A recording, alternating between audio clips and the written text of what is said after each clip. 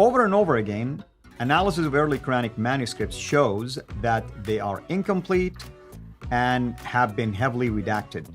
We don't even know exactly how old many of them are, and the Ma'al manuscript is no exception.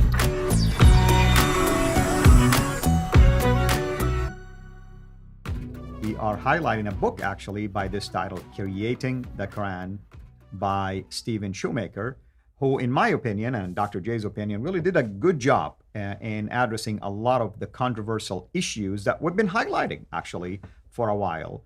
For the last couple of episodes, we were zooming in, myself and Dr. J, on early Quranic manuscripts, and we're doing that intentionally to give a background behind why those manuscripts are important. They tell a story about the creation of the Quran, obviously.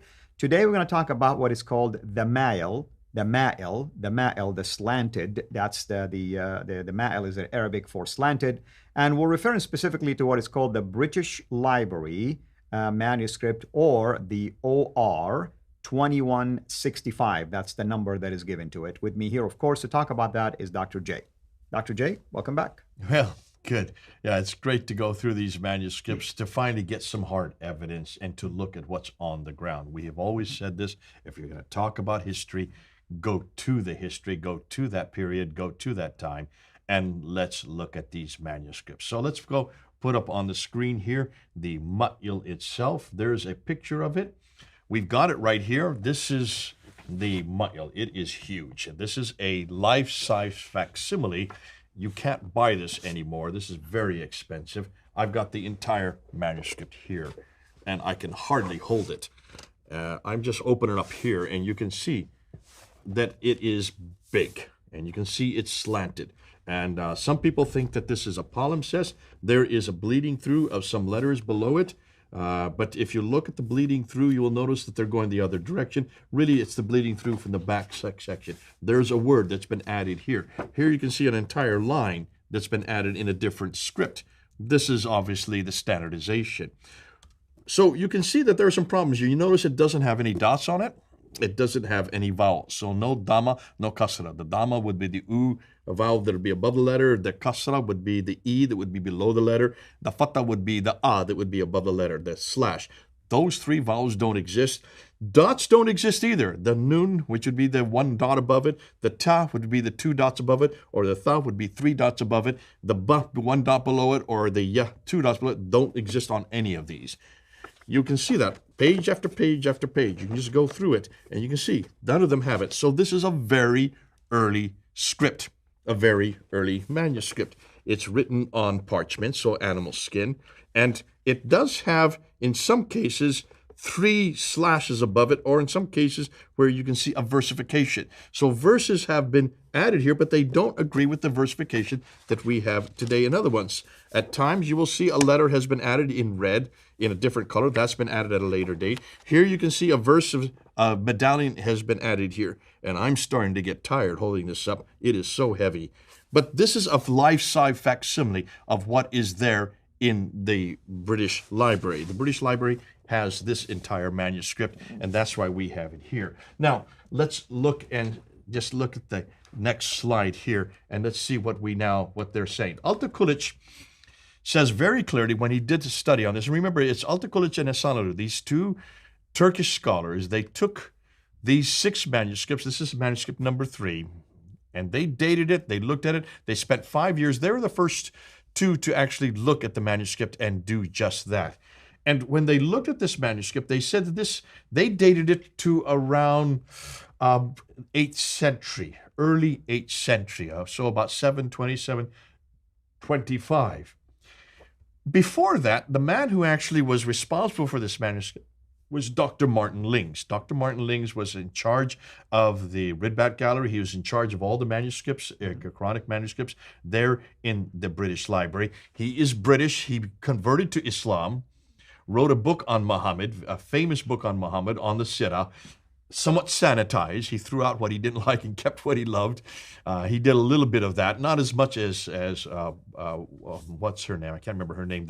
The Catholic nun who went even further But he certainly was the one that dated this manuscript. And look at the date that he puts it. He put it to the late 8th century. Late 8th century. Let me just tell you, this is a personal experience. I would go down and show people this manuscript all the time. And back, I can't remember the year, maybe the turn of the century, just about 2001, 2002, I got a phone call because this had always been sent 790. 790 was the date for this manuscript. I got a phone call from somebody who said, Jay, have you looked at the manuscript, the manuscript that's in the Ridback Gallery? I said, yeah, what do you mean? What's going on? He says, look at the date that's been attributed to it. It's been put to 690. I said, 690? That's 7th century. Well, I wanted to find out why they'd done it to 6, so I went to look, and sure enough, on the tag below it, it said 690, late 7th century. They'd put it down 100 years. Who is they? Well, I wanted to find out, so I went on a phone call. I didn't say who I was. I called up the head, and I can't give you the name. I said I wouldn't give his name. But if you look in the early part of this century, who was responsible for the Ridback Gallery and all the manuscripts, that man, he answered the phone call, and I said, sir, I gave my name, and I said, I see that on the manuscript, the 2165, you have reduced it down to the 7th century, 690. Can you tell me why? What's your criteria? And he says, well, it stands to reason. This is when the manuscripts were put. I said, I could have put it to 650. I said, oh, you mean you haven't done any forensic testing on it? He says, no, I'm not a manuscript. My whole area of expertise is medical journals from archaic medical journals. I don't do this kind of work. I said, well, then why did you put it to 690? He was kind of quiet. And I said, listen, do you mind if I bring the Guardian and the Times? We can get some journalists to come and interview you because you have now basically said that this is the earliest manuscript in history. And we'd like to know why. We'd like this to go public if you don't mind. And he was quiet. He didn't say anything for a bit. And he said, well, what do you think I should do? I said, well, hold on a minute. Why are you asking me? You don't even know who I am. What do you mean what you should do? You should just keep the date that's there. Dr. Martin Links had a reason. Look at his writing. Look and see what he said. Look at the article that he wrote about it as to why he put that date there. He put it to the late 8th century. You're putting it to the late 7th century. And you have no reason and no idea. And you're going to be held accountable for putting it down 100 years. And you don't. And you're asking me what you should do. And then they hung up. I hung up. Within 3 days, when I went back there, it had been put back to 790. Now, can you see a telephone call of 10 minutes to the man who's responsible for this manuscript, who knew nothing of what he was talking about? And I was asked the question, why in the world did he put it down 100 years? I bet you that it was the Muslims that asked him to do this. I'm guessing. But if someone who he doesn't even know can put him on the hot seat, as we need to do. If I can do that with this, a 10-minute phone call, can you see the problem we have with academia today? Yeah. Nobody knows what they're talking about. And even if they thought that they did know what they're talking about, they're not taking a position on it. That's why this is in such disarray. But that's my own personal experience that happened just about 15 to 20 years ago. Wonderful. Thank you for sharing that. And we are going, of course, to continue with our discussions about manuscripts. Next time, I'm going to talk about something called the Perugino Petropolitanus, or the BNF, and we will share more about that. And Dr. J has a hard copy of one of those in here for you to see. Until next time, have a blessed day. Thank you for watching this video. Be sure to like and subscribe to our channel, CIRA International, and click on the bell so that you receive notifications whenever we publish a new video or go live.